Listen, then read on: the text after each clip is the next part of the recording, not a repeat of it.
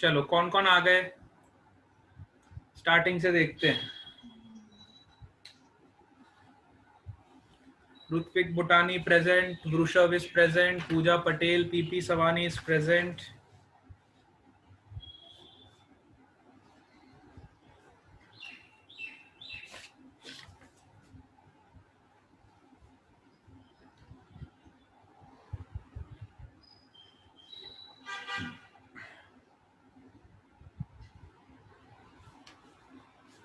Puja Patel, PP Savani is present. Sneha Gupta is present.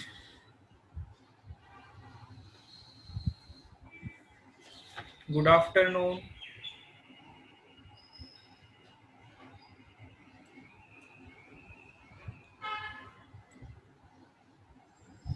Shreya is present. Maitri Patel, PP Savani is also present. Bhavsar Vishwa, PP Savani is present.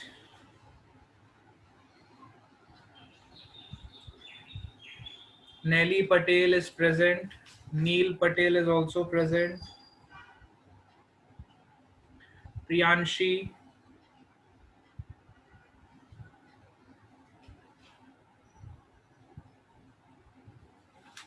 Priyanshi from PP Savani is also present. Jay Patel.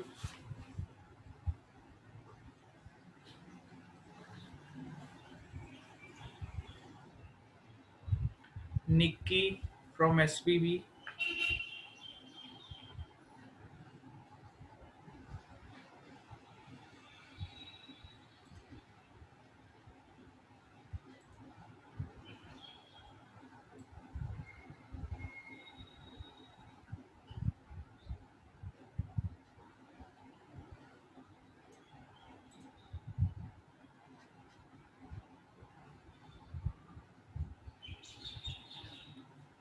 चलो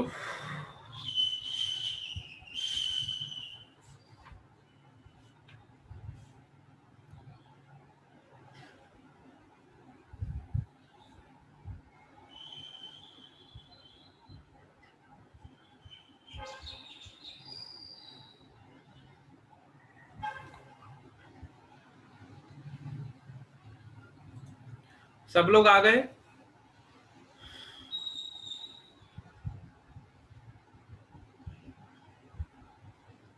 Okay, no doubt in yesterday's homework. Very good.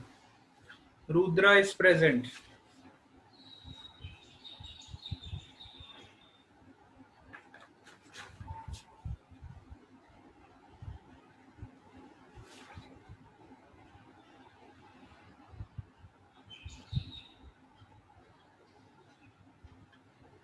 Janil Devalia is also present.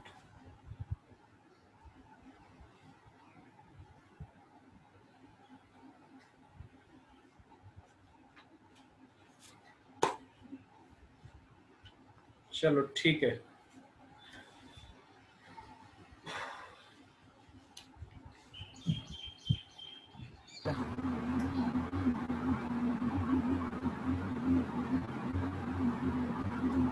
Yes.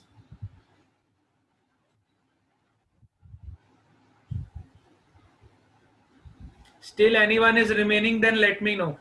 Otherwise, I will start the class.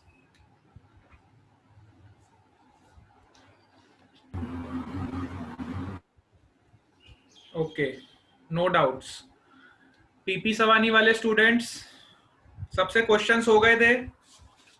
Very good, no doubts, very good, बहुत अच्छे बच्चे।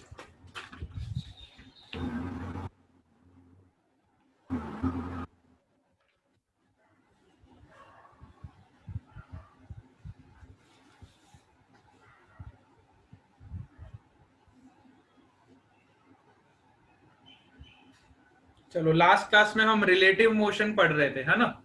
मैत्री is also saying no doubts, very good. Maitri Patel, last class में हम relative motion पढ़ रहे थे।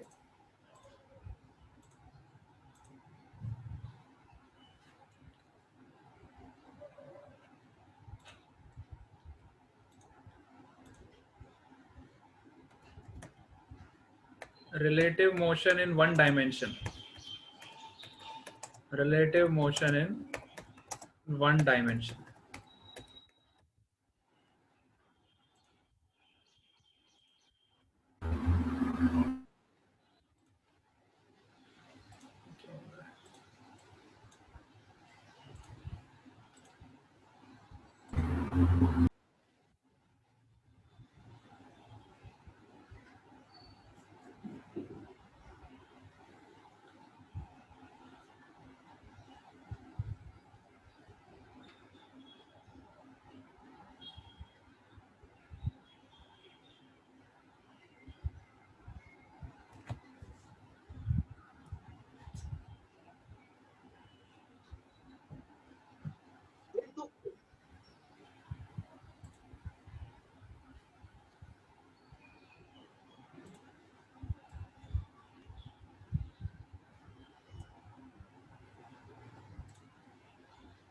Pallavi, SVB is also present. Okay.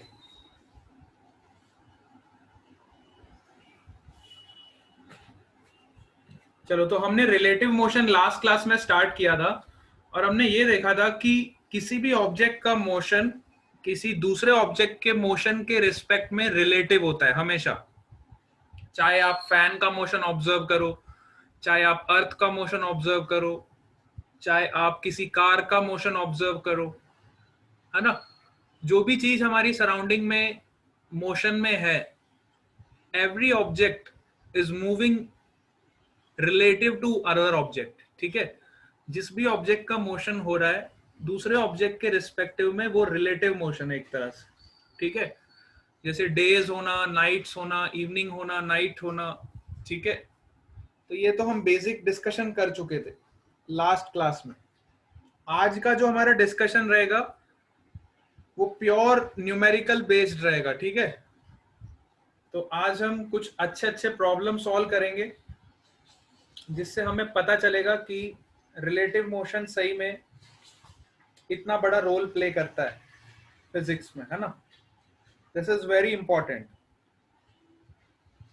पहले हम छोटी छोटी चीजें डिस्कस करेंगे, जैसे कि मैंने आपको बताया था रेफरेंस फ्रेम। रेफरेंस फ्रेम के बारे में हमने कुछ बात करी थी, है ना। Suppose this is our reference frame.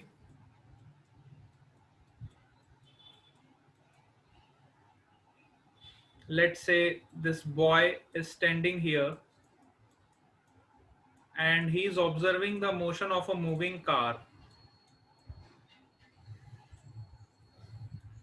This boy is observing the motion of a moving car and he sees that the car is moving with the velocity v in forward direction. The car is moving with a velocity v of 10 meter per second in forward direction. Okay, so I can write like this: the velocity of car with respect to this boy A is equal to Vc minus Va, velocity of car minus velocity of this boy A. Now boy is standing on the ground. Boy is not moving. Boy is standing on the ground. So ground की velocity कितनी हो जाएगी? 0.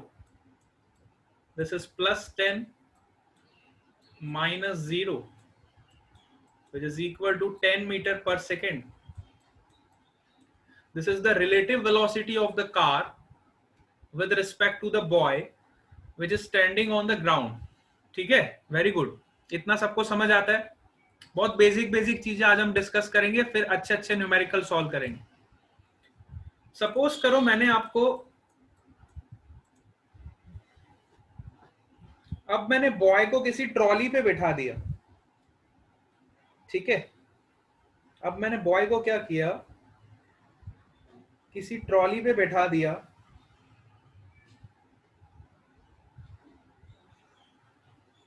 Now suppose boy is sitting on a trolley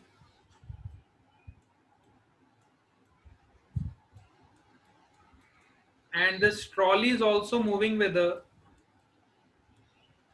10 meter per second.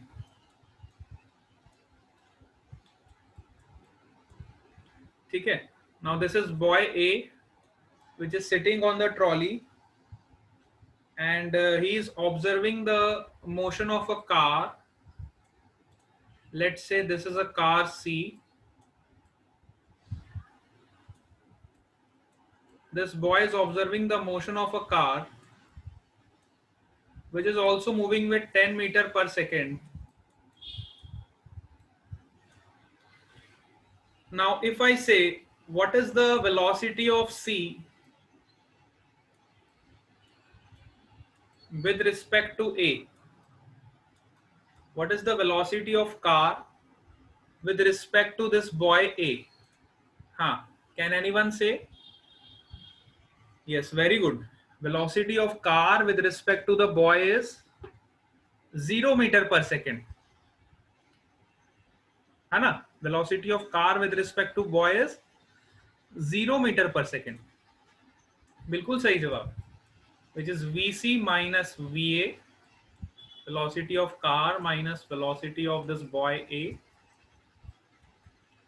which is 10 minus 10, which is equal to 0. बिल्कुल सही जवाब. ठीक है. अब यहां पे आप इसको इस तरह से सोचो, अगर कार पे कोई बॉय बैठा है, सपोज करो कार में कोई पैसेंजर बैठा हुआ है और वो बॉय इसको ऑब्जर्व करेगा, तो बॉय को ऐसा लगेगा कि ये रेस्ट में है, और कार में जो पैसेंजर है उसको ऐसा लगेगा कि ये बॉय रेस्ट में.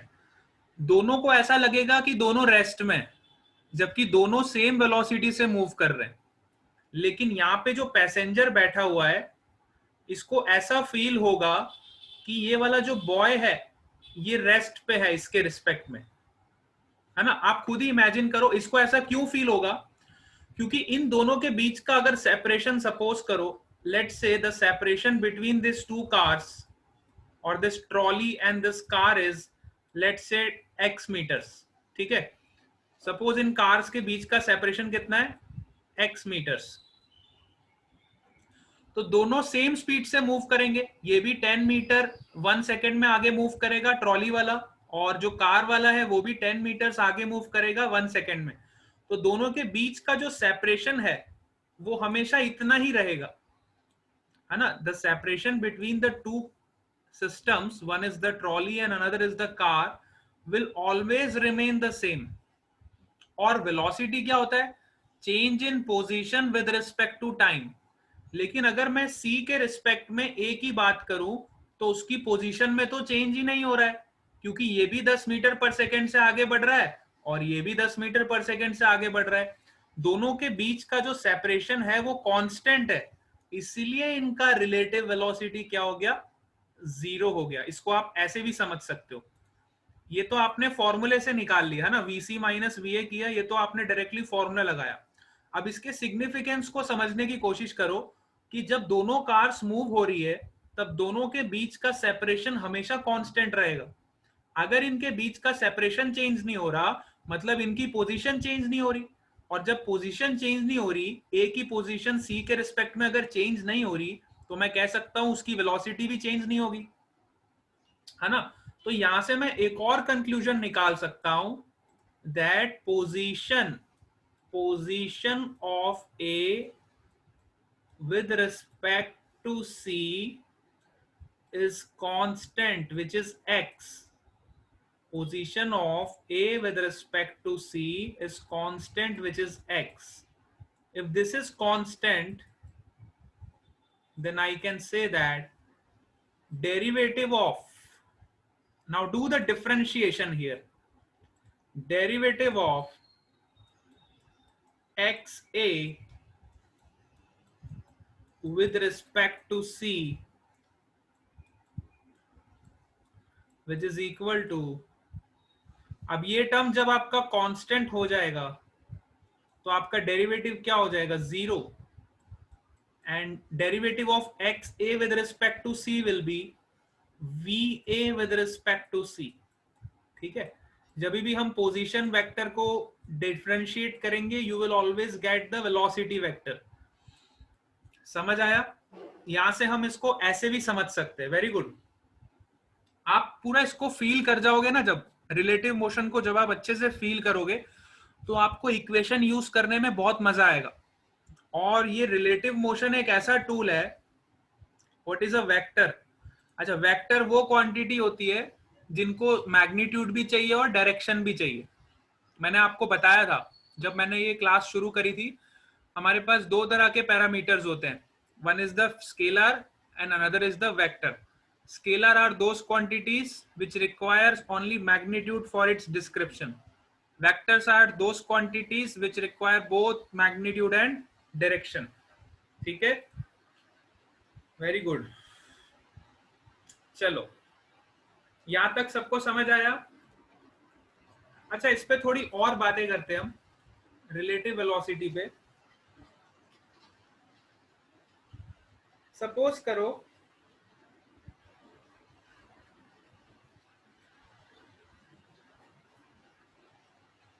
again consider the example. Let's say this car is moving with a velocity 3 meter per second, and here is one observer which is at rest with respect to ground, and here is another observer which is moving in a trolley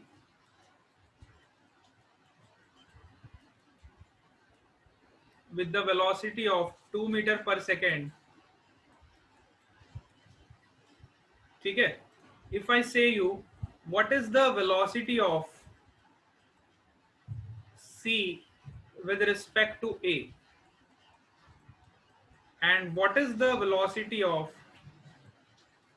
B with respect to A,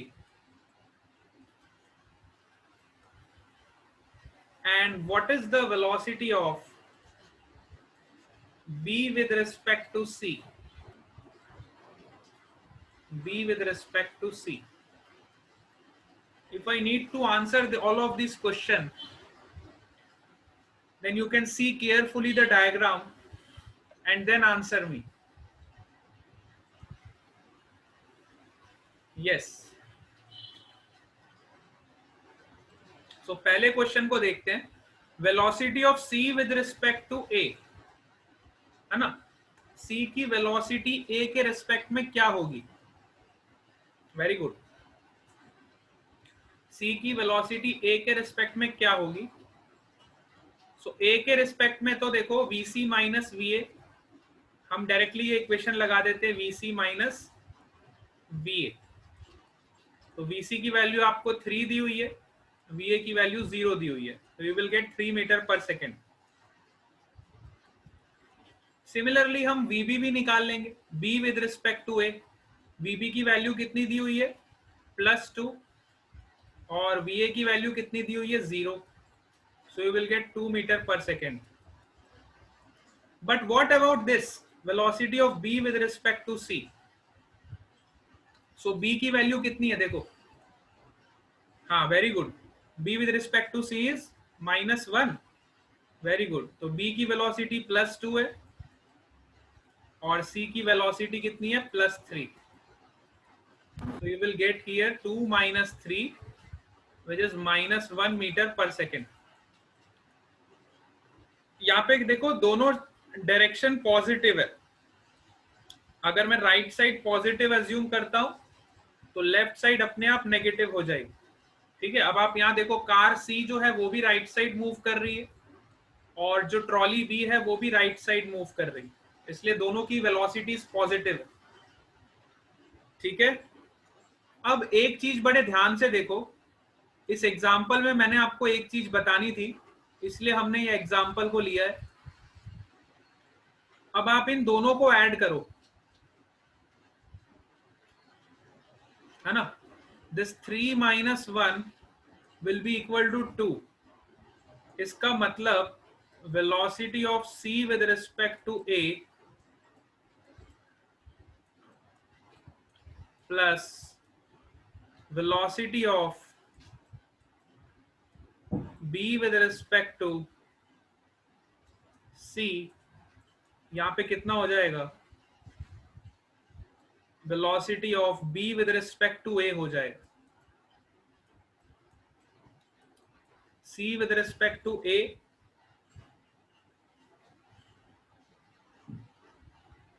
ठीक है। या फिर इसको मैं ऐसे भी लिख सकता हूं, B A minus C A, है ना।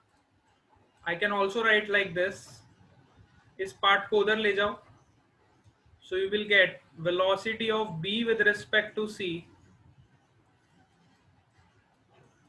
Equal to B A, B with respect to A minus C with respect to ए।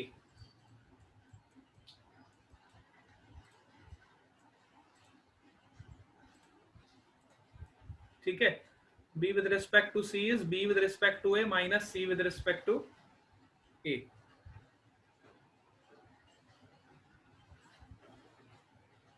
समझ आया? इस टाइप के रिलेशंस आपकी बुक्स में दिए होते हैं जनरली, बट हमें ये रिलेशन से डरना नहीं है क्योंकि हमें तो कोई भी क्वेश्चन सॉल्व करना आता है। ठीक है, इस तरह के रिलेशंस आपकी बुक में दिए होते हैं, इसलिए मैंने आपको बता दिया, बट है वो बेसिक चीज ही, it is the basic only. अब एक और एग्जांपल डिस्कस करते हैं। नाउ सपोज करो, अब हमने जो तीनों इक्वेशंस ऑफ मोशन पढ़ी थी, है ना, हमने जो भी 3 इक्वेशंस ऑफ मोशन पढ़ी थी, 3 इक्वेशंस ऑफ मोशन हमने कौन कौन सी पढ़ी थी? Number 1 is v equal to u plus at, s equal to ut plus half at square,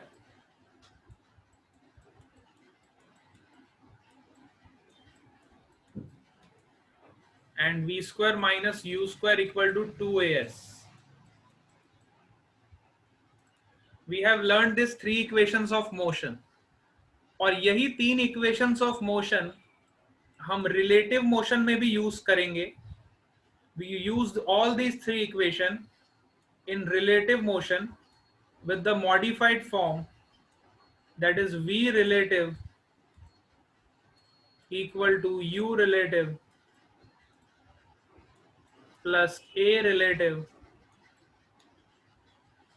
into t. Similarly, I can write s relative is equal to u relative into t plus half a relative into t square. Similarly, I can write v relative square minus u relative square equal to 2 times a relative into s relative. ठीक है, I can use all the 3 equations for relative motion also. अब यहां पे अगर आप एक चीज notice करो बड़े ध्यान से, तो आप देखोगे हर चीज रिलेटिव हो गई, बट टाइम एक ऐसी चीज है, यहाँ पे देखो इन 3 इक्वेशंस में और इन 3 इक्वेशंस में time is that parameter which is not relative. Time कभी भी रिलेटिव नहीं होता है, इस बात को हमेशा ध्यान रखो। Time is never relative, time is a absolute quantity, time कभी भी रिलेटिव नहीं होता है। ठीक है, ये दोनों इक्वेशंस में एक चीज कॉमन है कि दोनों में जो टाइम आया है वो टाइम कभी भी रिलेटिव नहीं होता है। हम कभी भी ऐसा नहीं लिखेंगे कि T relative, time is never relative, time is universal, time is absolute. ठीक है, चलो अब इतनी बात अगर आपको समझ आ गई है तो let us try to solve 1-2 problems. Let us consider one example. Suppose ये एक टावर है मेरे पास एक टावर है और उस टावर से मैंने क्या किया, एक बॉल को फेंका। ठीक है, सपोज करो यहाँ पे एक टावर है,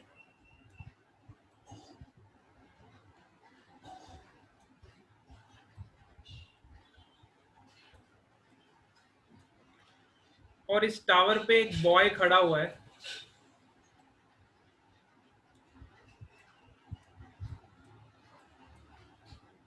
है ना, और इस बॉय को नाम दे देते हैं ए, और यहाँ पे एक दूसरा बॉय खड़ा है, इस बॉय को नाम दे देते हैं बी।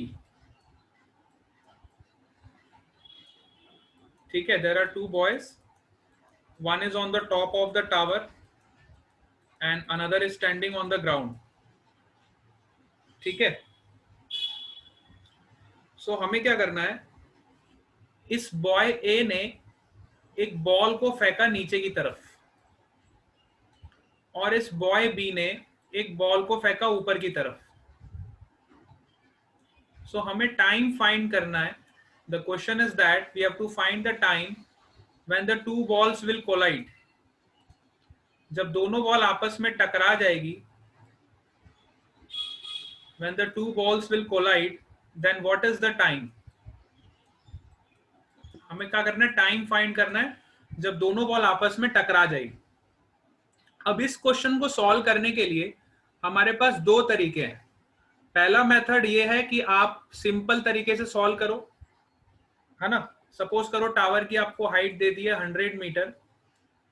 इस क्वेश्चन को सॉल्व करने के लिए आपके पास टू अप्रोचेस हैं। ठीक है, आपके पास दो मेथड है। आप इसको रिलेटिव मोशन से भी कर सकते हो, रिलेटिव मोशन के अप्रोच से भी कर सकते हो, और दूसरा अप्रोच आपके पास है, दूसरा अप्रोच है आपके पास कि आप इसको सिंपल, हमारे पास जो थ्री इक्वेशंस ऑफ मोशन है, simple three equations of motion का यूज करके भी इसको आप कर सकते हो। ठीक है, लेकिन अभी हम रिलेटिव मोशन पढ़ रहे हैं तो हम इस वाले अप्रोच को सीखेंगे। ये वाला अप्रोच भी आप फॉलो करोगे, लेकिन अभी आपको पता चलेगा इस क्वेश्चन को सॉल्व करने के बाद कि रिलेटिव मोशन का जो अप्रोच है वो क्वेश्चन को बहुत इजी बना देता है ना। रिलेटिव मोशन का जो अप्रोच है वो क्वेश्चन को बहुत ही इजी बना देता है। देखो मैंने आपको क्या बताया, आपके पास दो अप्रोचेस हैं, मैं फिर से बता रहा हूं। This is one tower and a boy standing on this tower, he drops a ball and another boy standing on the ground, he throws a ball in upward direction and we have to calculate the time when both these ball will collide with each other, है ना। ये दोनों balls जब एक दूसरे के साथ collide करेंगी, हमें वो टाइम कैलकुलेट करना है। सपोज करो, तो टाइम निकालने के लिए हमारे पास दो तरीके हैं। पहला तरीका क्या है, जो हमने सिंपल तरीका पढ़ा था with the help of kinematics,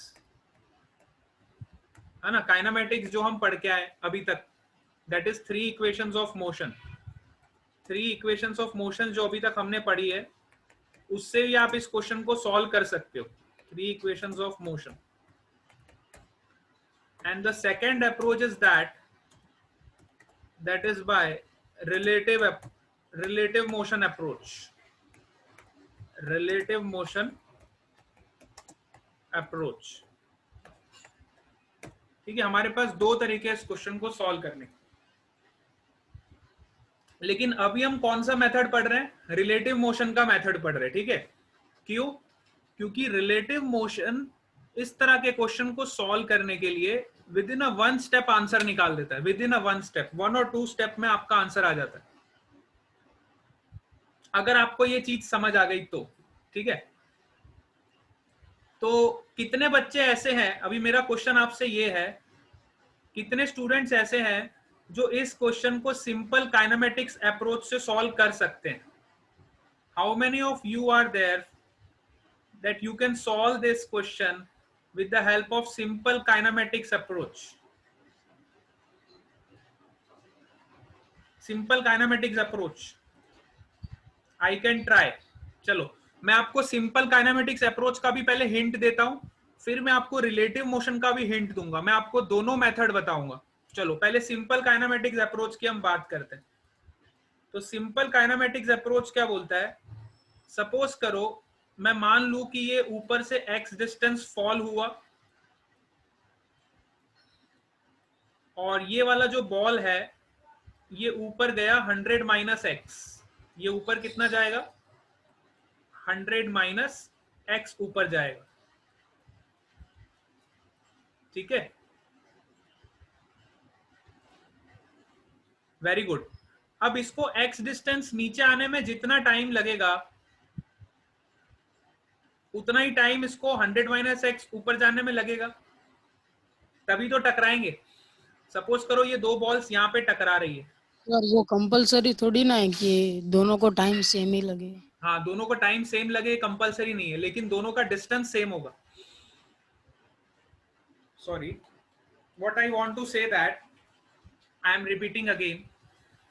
अच्छा, सपोज करो इसने ऊपर से बॉल नीचे फेंका, इसने नीचे से ऊपर फेंका, तो यहाँ पे कौन सा पैरामीटर कांस्टेंट होगा? That I want to ask.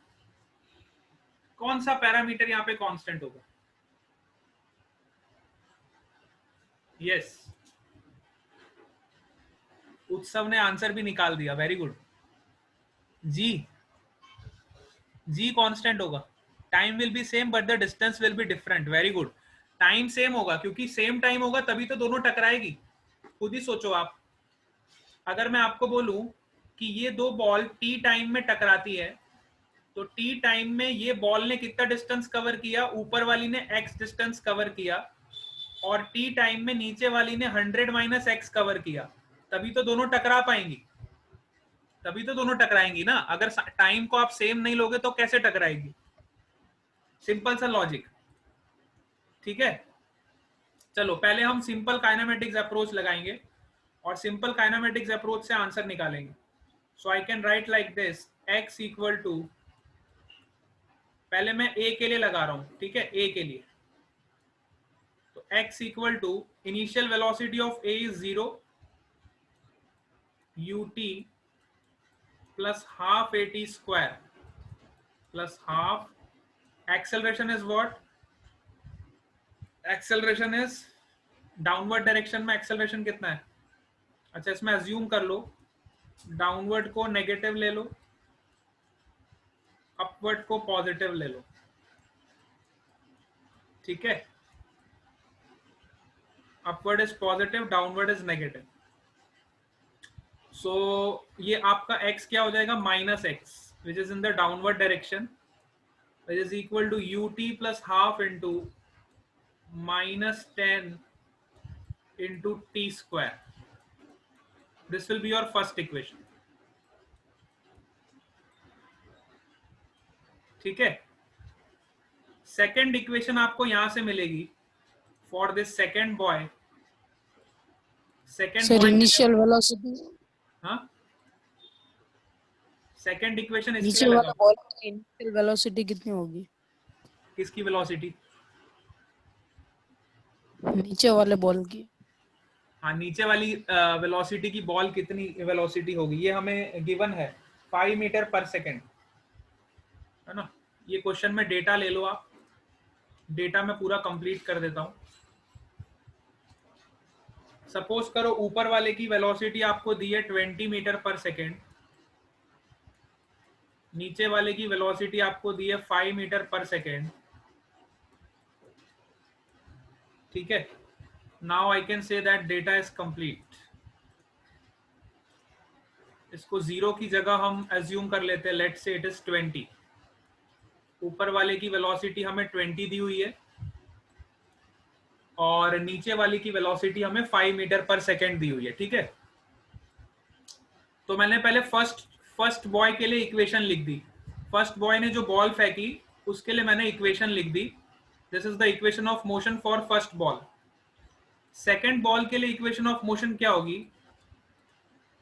Second ball के लिए which is plus 100 minus X, 100 minus x which is equal to, अच्छा ये वेलोसिटी भी नेगेटिव होगी, ठीक है, वेलोसिटी की डायरेक्शन भी डाउनवर्ड डायरेक्शन है, वेलोसिटी भी नेगेटिव है क्योंकि नीचे की तरफ है, और डिस्प्लेसमेंट भी नेगेटिव है क्योंकि नीचे की तरफ है, एक्सेलरेशन भी नेगेटिव है क्योंकि नीचे की तरफ है, ठीक है. फर्स्ट इक्वेशन ऑफ मोशन के लिए सब कुछ नेगेटिव है. अब सेकंड इक्वेशन ऑफ मोशन में क्या हो रहा है, जब बॉय ऊपर की तरफ बॉल फेंकेगा तो आपका डिस्प्लेसमेंट पॉजिटिव होगा, displacement will be positive, initial velocity will also be positive, and you can also say that -5t². हाँ वेरी गुड. ये जो ग्रेविटी होगा वो नेगेटिव ही रहेगा. क्यों? क्योंकि ग्रेविटी तो हमेशा नीचे ही लगती डाउनवर्ड. है ना, ग्रेविटी हमेशा नीचे ही लगती है. तो ये आपका सेकंड इक्वेशन ऑफ मोशन हो गया. अब आप इस दोनों इक्वेशन को सॉल्व करोगे और यहां से आप टाइम की वैल्यू निकालोगे. This is the standard approach to solve this question. यहां से आप दोनों इक्वेशन को सॉल्व करोगे और टाइम की वैल्यू निकालोगे. तो ये तो फर्स्ट मेथड था जो मैंने आपके साथ डिस्कस किया.